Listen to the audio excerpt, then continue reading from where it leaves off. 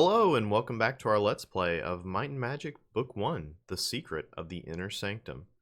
I would like to finish up Erloquent today. That is back in B1, and we've already been there a few times, and I think we've tried it twice, and each time we just get a little bit off. But I think this time we can complete it for sure this time, because we have the teleport spell as well as the what is it called again? The ethereal eyes. Yeah, so we can become ethereal and get through any wall really.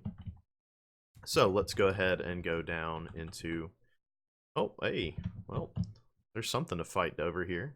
Yeah, I don't think they're going to pose any threat to us at all. So let's go ahead and just search for that. Haven't really done any grinding since last episode.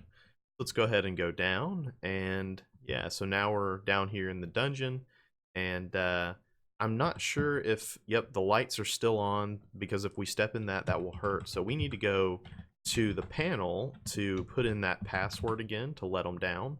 The password should be YICU2ME3. And there we go, field deactivated. So cool. So now that that's going to be deactivated, we can go back into here, and yeah, we can search a lot of the treasure. I'm not really going to do that too much on this camera. The main thing is that the barrier in the middle is what we want to get into. So let's go ahead and cast 6-3, and that pushed us forward, and there's a silver box. Okay, so that wasn't that big of a deal. That's kind of interesting. So let's go over to the other side. I think well, actually, let's go south, and I can show you what this map actually looks like. There's lots of maps that are incorrect, I've realized. I think nearly every map I've seen of Erloquent, except for this one, has been incorrect, and this one is the right one. So it's finally good to have an actual good map, I would say. I don't know, it's very topsy-turvy, most of them, but this one's pretty good. So let's go ahead and unlock the door, and we can go ahead and search all that. And now we'll cast Etherealize again, and silver box. What do we get? So it doesn't really look like it really doesn't look as if the boxes in the middle are really worth it, right? It doesn't seem that way. So maybe it's just because we get an item. I think that's probably what boosts it up a little bit. It seems like we're getting royal daggers a whole lot, which are worth, I guess about 1,200 gold selling. So not too bad, but there's definitely more efficient ways to make money than to do this. And let's go ahead and cast again. So not a single gold box. Well, okay, that's kind of it for this map down here, and that's it for Erloquent, I think. So if we just do a quick looks at it, so we can say we have successfully completed the Erloquent dungeon. And let's go upstairs, and then let's take a peek at Erloquent, and just to verify and make sure that we are. Oh, hey, this is the other wave. So I need to go all the way across the room. All right, let's go ahead and. Oh, what the heck. We'll just go outside. It doesn't matter. We can just teleport over. I love teleport. It is the best spell, I tell you what. You can go anywhere and everywhere. So what just happened there is that we exited the cave part of Erloquent, not back up into the town. So let's just go ahead and save to say, hey, we're done. Are any of us poisoned? No, none of us are poisoned. And if we look at the town here, so you can see a lot of places with loot and whatnot. And realistically, yeah, you can do that and whatnot and get it. But at the same time, there's nothing really here plot-based. You can still lots of treasure, I think, if you really want to, and it's probably repeatable.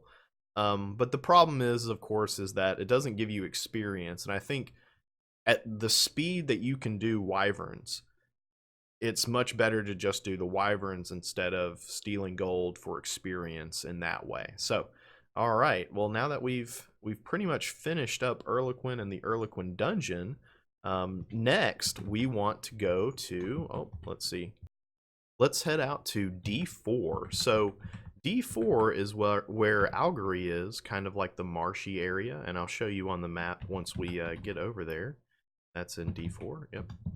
So in the real world map, what it looks like is this. Oh, there we go. And so Algary is kind of down here into the haunted marsh area. And what we're going to be trying to fight is what you can imagine is this giant red dragon here, this giant thing here. We're actually going to try and beat that. So let me go down into Algary and actually save first, and then we can redo our spells. And if you remember, Algary is kind of a really kind of neat town almost. It's got the kind of the half orcish, you know, rough and tumble type of area.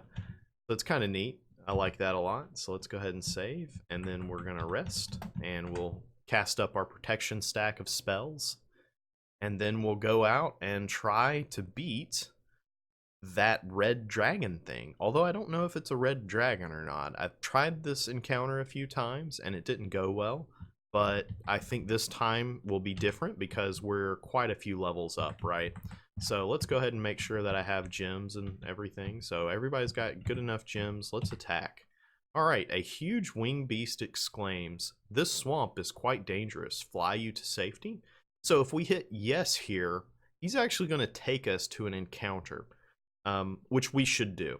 If I hit no, we would just end up fighting him. But for playthrough's sake, I'm going to hit yes. And he flew us to these people, these assassins, and it says Paul P jump us and attacks us, basically. So kind of a dick move, winged beast, I tell you. So I've been able to do this guy fairly easily. So he isn't a good grinding space, but I've gone ahead and done this off camera. But let's go ahead and take him out. So we're gonna cast Moonray, of course, our favorite spell.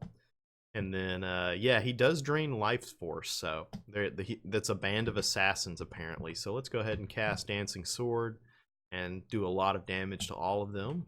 Ferris, go ahead and smack Paul Peed. Okay, Paul Peed. All right, he goes down, easy peasy. And we've fought assassins before, maybe not in this amount, but we definitely fought them before. So next up should be Kurgan. Yep, let's go ahead and cast Dancing Sword again. This is such a good spell. Like, it doesn't exactly work as well maybe as Moonray because it doesn't have the healing, but it can do a lot of damage. I think it's definitely a really good DPS spell as long as you're rolling towards the middle. Sometimes you hit bad rolls, which cause you to, and we do have to go through this encounter, by the way, just to show you the map too of where we are. So Algary is here. Yeah, this was the winged beast area, and it flew us to Paul Peed and tried to get us killed by him, and so we have to battle our way out, and then we're going to battle our way here, and then we'll fight that. So let's go ahead and get this done. And this is just, you know, really easy mobs. You can see that they are just getting absolutely trashed by us, so should be no problem. But experience is experience. So let's, before we do that, let's go ahead and back down into Algary and save again. Okay. Because experience is experience. And let me recast the stack. Okay, the spells have been cast. I went ahead and did that.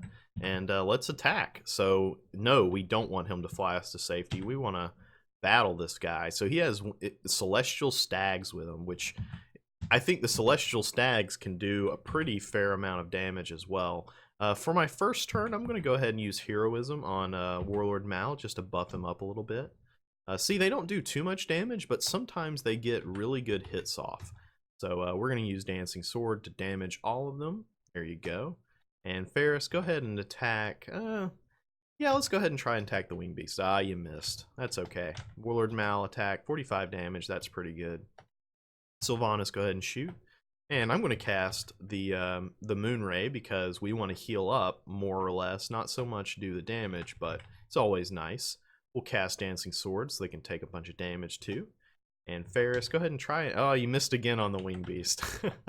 All right, Warlord Mal, nice. He has to be so close. Usually, you know, Oh my gosh. See, look at that. He just did 108 damage. Holy cow. So I'm going to cast Moonray again, and that will actually heal up Sylvanas.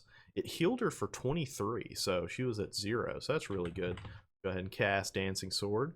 And yeah, look at that. After 3 or 4 rounds, they all tend to start going down. And hey, Ferris actually got a hit and brought him down. Nice.